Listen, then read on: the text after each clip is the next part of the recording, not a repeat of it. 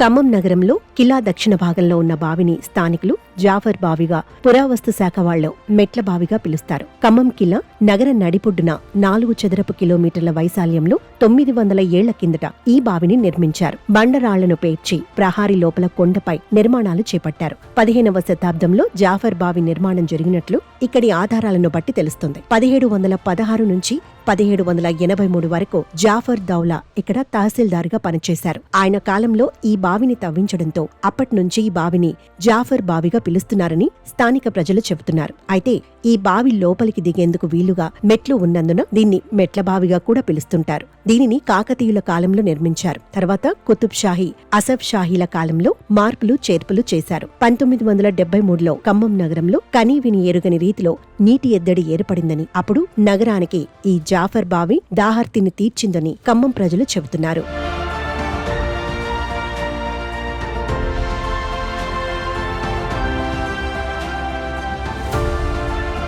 అయితే రాను రాను ఈ జాఫర్ బావి వద్ద శుభ్రత తగ్గిపోయింది. బావిలో చెత్త చెదారం పేరుకుపోయింది. ఈ క్రమంలోనే రాష్ట్రంలో కాంగ్రెస్ ప్రభుత్వం ఏర్పడిన తర్వాత ప్రత్యేక శ్రద్ధ వహించి చారిత్రాత్మక కట్టడాలను కాపాడేందుకు చర్యలు తీసుకుంది. భావితరాలకు జాఫర్ బావి చరిత్రను తెలిపేలా సుందరీకరణ పనులు చేపట్టింది. మంత్రి తుమ్మల నాగేశ్వరరావు చొరవతో ఈ పనులు జరుగుతున్నాయి. 60 లక్షలతో జాఫర్ బావికి పునరుద్ధరణ, సుందరీకరణ అభివృద్ధి చేస్తున్నారు. ఖమ్మం నగరానికి అతి ముఖ్యమైన జాఫర్ బావి పునరుద్ధరణతో పాటు ఖమ్మం కిలాపై సందర్శకులు వచ్చి వెళ్లేందుకు రోప్ వేని ఏర్పాటు చేస్తున్నారు. మరికొద్ది రోజుల్లో జిల్లా కేంద్రంలో ఈ జాఫర్ బావి ఒక పర్యాటక కేంద్రంగా మారనుంది. జాఫర్ బావిలో నీళ్లు, చెత్తను బయటకు తీయించి మళ్లీ పునర్వైభవం తీసుకొచ్చారని స్థానికులు చెబుతున్నారు. జాఫర్ బావి వద్ద సుందరీకరణ పనులు చేయిస్తున్న మంత్రి తుమ్మల నాగేశ్వరరావుకి స్థానికులు ధన్యవాదాలు చెబుతున్నారు. ఖమ్మం పట్టణం ఖిల్లా బజార్ లో ఉన్నటువంటి ఈ ఖిల్లాలో జరుగుతున్నటువంటి అభివృద్ధిని ఇప్పుడు 65 లక్షలతో ఈ జాఫర్ బావిని డెవలప్మెంట్ చేయడం జరుగుతుంది.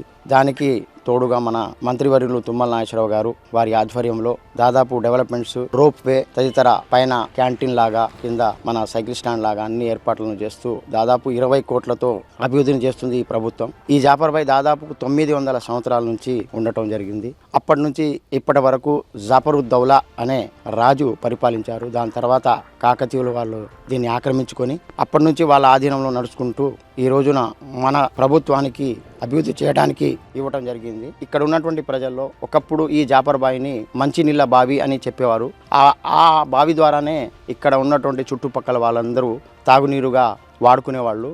ఇప్పుడు ఇక్కడ ఉన్నటువంటి ఈ జాఫర్ బావిని మొత్తం క్లీన్ చేసేసేసి దానికి 65 లక్షలు ఈ ప్రభుత్వం శాంక్షన్ చేయడం జరిగింది. దీన్ని ఒక రూపుగా తయారు చేసి మెట్లకి లైటింగ్ కానీ, రాత్రిపూట వృద్ధులు వచ్చి కూర్చొని సెద తీర్చడానికి మార్నింగ్ వాక్ లాగా వీళ్ళని చేసుకుంటూ పోతున్నారు. ప్రజలకి సౌకర్యంగా చేసి ఈ ప్రభుత్వం చేస్తున్న ప్రయత్నాలని మనందరం చూస్తూనే ఉన్నాం. ఈ బావి అసలు నీళ్లు తీసిన తర్వాత తెలిసింది బావిలో ఎన్ని బావిలు ఉన్నాయి, ఏంది, అది లోపల ఎట్లా మెట్లు ఉన్నాయి. అసలు మీరు వచ్చి దీన్ని ఒకసారి సందర్శిస్తే అర్థమైంది మీకు ఈ బావి ఎలా ఉంది ఏందనేది. అసలు కిలా లోపల ఉన్న మాకే తెలియదు ఈ బావి లోపల ఇంత మంచి మెట్లు ఉన్నాయా, ఇంత విధంగా రూమ్లు ఉన్నాయా, ఈ విధంగా ఉందా అనేది మాకే తెలియదు. అలాంటి వాళ్ళకు కూడా మాకే ఆశ్చర్యంగా ఉంది. ఈ నీళ్లు తీయటం వల్ల లోపల రూమ్స్ ఉన్నాయి, మంచిగా అసలు మంచి మెట్లతో కట్టి చాలా అందంగా ఉంది. దీన్ని మంచిగా ఇంకా అందంగా తీర్చిదిద్దాలని మన మంత్రివర్యులు తుమ్మల నాగేశ్వరరావు గారు 65 లక్షలు శాంక్షన్ చేయించి దాన్ని మంచి అభివృద్ధి చేస్తున్నారు. ఎక్కడైనా సరే ప్రజలకి మంచిగా ఆహ్లాదకరంగా మంచిగా పర్యటించడానికి ఈ విధంగా అన్ని ఎక్కడ ఉంటే అక్కడ పార్కులు కానీ ఇలాంటి ఏదైనా పురాతనమైన బావిలు కానీ ఏదైనా ఉంటే మాత్రానికి ఈ విధంగా అభివృద్ధి చేయాలని కోరుకుంటూ నేను సెలవు చేసుకుంటున్నాను. చారిత్రక కట్టడాలను కాపాడుకోవాల్సిన బాధ్యత ప్రభుత్వాలపై ఉంటుందని, రాష్ట్రంలో ఉన్న మరికొన్ని వాటిని కూడా ఇలాగే పునరుద్ధరణ పనులు చేసి రక్షించాలని ప్రజలు కోరుకుంటున్నారు.